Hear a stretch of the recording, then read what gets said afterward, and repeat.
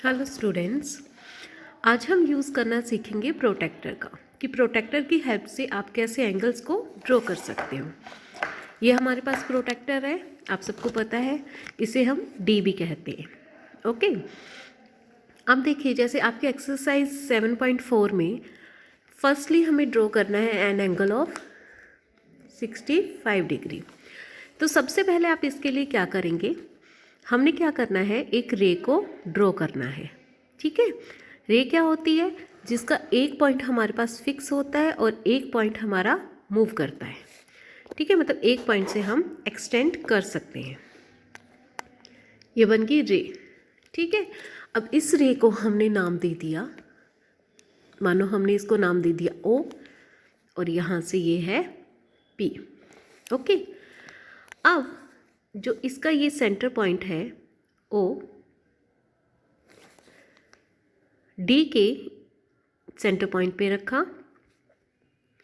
अब base line इस रे के ऊपर पूरी तरह से आ जाएगी। अब 65 डिग्री राइट साइड से हम यह करना स्टार्ट करते हैं। 60, अब ये रही 60 लाइन, 1 2 3 4 और ये 65 का ये। तो ये हमारे पास कौन सा एंगल बन गया। अब हम क्या करेंगे, सेंटर पॉइंट ओ और ये जो हमारे पास पॉइंट मिला है, इसको दोनों को जब हम मिला देंगे तो ये हमारा कौन सा बन गया एंगल, 65 डिग्री का। ठीक है, तो ये देखिए 65 डिग्री यहाँ से पूरा लाइन पे आ गया और इधर से इस लाइन को कवर कर लिया। तो ये क्या शो कर रहा है कि ये हमारा एंगल बन गया 65 डिग्री का। ओके, ऐसे ही नेक्स्ट एंगल है 45 डिग्री। अब मैं आपको इसी पे बनाना बता देती हूँ। 0 डिग्री, 10 डिग्री, 20, 30, 40, ये 40 था। अब यहाँ पे है, देखो स्मॉल लाइन ये है, तो इस पॉइंट को मैंने मेट किया तो ये पॉइंट हमारा आएगा, क्या बनेगा, ये हमारा 45 डिग्री। 65 डिग्री को मैं हटा देती हूँ पर यहाँ से, तो ये वाला सेंटर पॉइंट और ये 45 डिग्री का पॉइंट, ये हमारा बन गया 45 डिग्री। ठीक है, ये कितने का एंगल बन गया, 45 डिग्री का। ये पूरा था 65 डिग्री और सिर्फ यहाँ तक का एंगल ये बन गया 45 डिग्री। ठीक है, ओ पी क्यू आर और ये आर ले लेते हैं। तो एंगल क्यू ओ पी बन गया 65 डिग्री का and angle R O P ये बन गया 45 डिग्री का। ओके, अब देखिए नेक्स्ट एंगल है हमारे पास 85 डिग्री का। सेम इसी वे में हम क्या करेंगे, रे ड्रॉ करी हमने। ठीक है, इस रे को हमने क्या नेम दे दिया, ए, ये बी। ठीक है, अब ए बी में से ए जो है हमारा वो क्या बन गया, हमारा सेंटर पॉइंट, वर्टेक्स है, इस पे रखा हमने अपनी डी का पॉइंट और बेस लाइन बिल्कुल हमारी रे के ऊपर आ गई। अब एंगल था हमारे पास 85 डिग्री, तो आप देख सकते हैं 80 ये रहा, 80 के बाद 5 की ये रही स्मॉल वाली रे, तो मैंने क्या किया, इसको यहाँ पे पॉइंट बना दिया। ठीक है, अब सेंटर पॉइंट ए और इस पॉइंट पे दोनों पे एक मैंने रे बना दी। ठीक है, ए बी सी हो गई। ठीक, तो ये एंगल जो हमारे पास अब बना, ये कितने का बना, 85 डिग्री।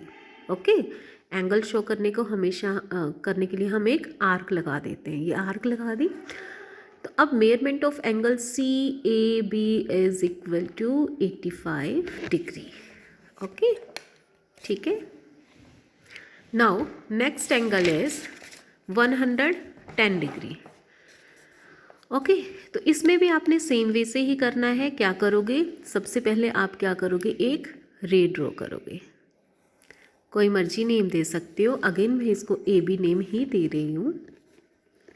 रे बनी है ए बी, सेंटर पॉइंट पे डी का पॉइंट रखा, बेस लाइन के ऊपर लाइन बनाई हमने, ठीक है। अब देखो ये 90 डिग्री, 90 से ऊपर जाएगा 100, 110, तो ये रहा 110 की लाइन, जो लेफ्ट साइड से काउंट करने पे 70 आ रहा है, ठीक है। तो अब क्या किया, इस पॉइंट को और इस पॉइंट को हम दोनों को मिला देंगे ऐसे, ये रे बन गई, सी बन गया, तो ये जो एंगल बना वो कितना बना, 110 डिग्री। क्लियर है। तो angle C A B equal to 110 degree, ठीक है, ओके।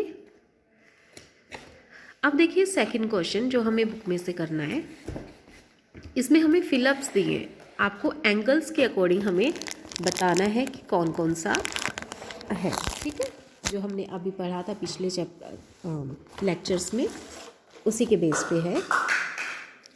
फर्स्ट पार्ट है, if the may of an angle is 225 degree, ठीक है, 225 डिग्री मेजरमेंट आती है, तो वो एंगल किस टाइप का हुआ, ठीक है।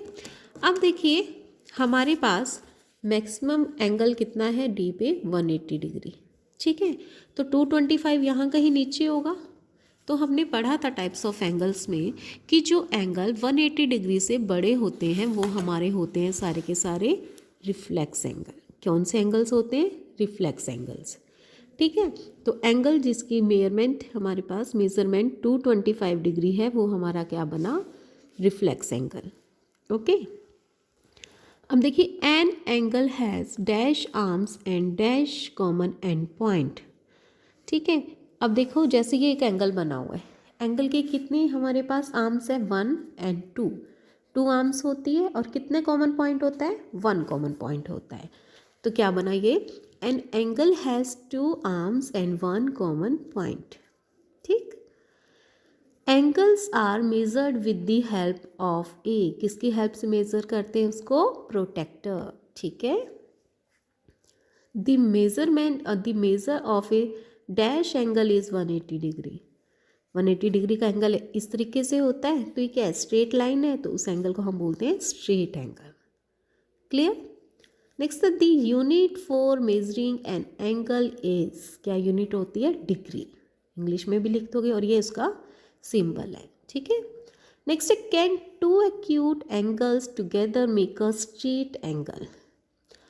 अब देखो 2 एक्यूट एंगल, एक्यूट एंगल कौन से होते हैं, 90 डिग्री से कम के होते हैं, ठीक है, और स्ट्रेट एंगल होता है 180 डिग्री का, ठीक। लेकिन क्या है, अगर हमें 180 डिग्री का 2 एक्यूट एंगल को मिला के बनाना है एंगल, तो वो नहीं बन सकता, ठीक है, क्योंकि हमें 90 + 90 करेंगे तभी वो 180 होगा, और वो क्या होते हैं, 2 राइट एंगल्स होते हैं, ओके। तो इसका आंसर आया नो। नेक्स्ट है, can 2 acute angles together make a right angle, क्या 2 एक्यूट एंगल्स एक राइट एंगल बनाते हैं, यस। जैसे हमने फॉर एग्जांपल ले लिया कि 60 डिग्री का एंगल है, एक 30 डिग्री का, दोनों ही एक्यूट है, लेस देन 90 डिग्री है ना, और दोनों का टोटल क्या आ गया फिर 90 डिग्री, मतलब राइट एंगल आ गया, ओके। ऐसे एक और एग्जांपल ले लिया, 50 डिग्री + 40 डिग्री, ये भी क्या बन गया, 90 डिग्री। आई होप क्लियर है आप सबको, ओके। नेक्स्ट देखिए, अब हम करते हैं types of line. Types of line, different type की लाइंस होती है। अब हमारे पास नंबर 1 है coplanar. Coplanar lines, 2 lines line on the same plane are called coplanar lines, ठीक है। जो 2 अलग अलग लाइंस एक ही प्लेन पे आती हैं उन्हें हम कोप्लैनर लाइन बोल देते हैं, ठीक है। जैसे ए बी और सी डी जो लाइन्स है एक ही प्लेन पे है, देखो एक ही जगह पे है, तो ये कोप्लैनर हो गई। नेक्स्ट है parallel lines, 2 or more coplanar lines that are equidistant from each other are called parallel lines. equidistant जैसे देखो LM और NP एक ही प्लेन पे है, लेकिन दोनों का जो डिस्टेंस है हर प्लेस पे सेम आता जा रहा है, ठीक है, चाहे जितनी मर्जी बड़ी हो जाए, मतलब ये कहीं पे भी जाके एक दूसरे से टकराएंगी नहीं। ठीक है, जैसे ये हम एग्जांपल देखते हैं कि रेलवे ट्रैक है, तो देखो ये दोनों लाइंस इनकी स्ट्रेट ही जाती है ना, कहीं पे ऐसा तो नहीं होता कि कहीं पे मैच हो जाए, कहीं पे इंटरसेक्ट हो जाए, मिल जाए आपस में। ठीक है, इसी तरीके से हमारा स्केल है। ठीक, स्केल में भी क्या है, ये जो दो लाइंस समझ लो इसकी, ये हर जगह इक्वी डिस्टेंस है, सेम डिस्टेंस है दोनों के बीच में, कहीं भी एक दूसरे से मिल नहीं रही। तो ये किसका एग्जाम्पल हुआ हमारे पास, पैरेलल लाइंस का। ओके, और पैरेलल के लिए हम क्या सिंबल यूज़ करते हैं, ये वाला सिंबल जो है हमारा पैरेलल लाइन के लिए यूज़ होता है। ओके, नेक्स्ट है इंटरसेक्टिंग लाइंस। इंटरसेक्ट करना मतलब एक दूसरे को क्रॉस करना, कट करना। ओके, व्हेन टू और more lines meet each other are called intersecting lines. जब एक, दो या दो से ज़्यादा जो लाइंस हैं आपस में किसी पॉइंट पर कट करती हैं तो वो क्या होती हैं, इंटरसेक्टिंग लाइंस होती हैं। ठीक है, जैसे देखो यहाँ 3 लाइंस हैं हमारे पास, ABCDEF, और सारी की सारी लाइंस एक कॉमन पॉइंट पे मेट कर रही हैं, O पॉइंट पे, तो ये क्या होगी, तीनों इंटरसेक्टिंग लाइन हो गई। ठीक है, अब नेक्स्ट है हमारे पास perpendicular lines. Perpendicular, when two lines rays or line segments intersect each other at right angle, the lines are called perpendicular lines.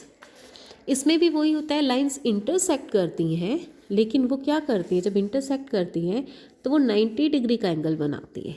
ठीक है, जैसे देखो ये 90 डिग्री का बन गया, इधर भी 90 डिग्री आ गया, मतलब सब तरफ ये 90 डिग्री का एंगल बना रही है। क्लियर? परपेंडिकुलर लाइंस के लिए हम ये सिंबल यूज़ करते हैं, एक लाइन के ऊपर दूसरी लाइन आ जाती है जो। ठीक है, नाउ हमारी एक्सरसाइज है 7.5। ओके, अब एक्सरसाइज 7.5 में क्या है, identify the lines given below as parallel, intersecting और परपेंडिकुलर। ठीक है, इस तरीके से हमें बताना है कि ये लाइंस कौन सी टाइप की लाइन है। ठीक है, अब देखो फर्स्ट है जो ABCD, 2 लाइंस दी हुई हैं हमें। अब हम अगर नोटिस करें तो दोनों के बीच का जो गैप है वो हर जगह इक्वल है ना, सब जगह इक्वल है। तो ऐसी लाइन कौन सी होती थी हमारी, पैरेलल लाइंस। क्लियर? अब बी पार्ट में है PQ और RS। देखो ये दोनों जो लाइंस हैं हमारी एक कॉमन पॉइंट पे मिल रही हैं, कट कर रही हैं एक दूसरे को। ठीक है, तो ये कौन सी लाइन हुई, इंटरसेक्टिंग लाइंस। कौन सी हुई, इंटरसेक्टिंग लाइंस। नेक्स्ट है ABCD, अगेन इक्वल डिस्टेंस है सब जगह, तो ये भी कौन सी लाइंस हो गई, पैरेलल लाइंस। ठीक, नेक्स्ट है EFGH, एक पॉइंट पे मैट कर रही हैं, तो ये इंटरसेक्टिंग लाइंस। ये देखो मैट कर रही है, लेकिन एंगल देखो यहाँ पे क्या बन रहा है, 90 डिग्री, सब तरफ 90 डिग्री का एंगल बन रहा है। तो ये कौन सी लाइन्स हुई, परपेंडिकुलर। ठीक है, क्योंकि परपेंडिकुलर इंटरसेक्टिंग लाइन्स ही होती हैं, लेकिन मेन डिफरेंस क्या होता है, वो 90 डिग्री का एंगल बनाती हैं। ओके, अब इसमें ये देखियो, ये क्या है हमारे पास, इंटरसेक्टिंग लाइन्स, क्योंकि एक पॉइंट पे इंटरसेक्ट कर रही है, 90 का एंगल तो नहीं बन रहा ना। ठीक है, इसलिए इंटरसेक्टिंग लाइन्स है। क्लियर? सेकंड क्वेश्चन इसका कट है। ओके।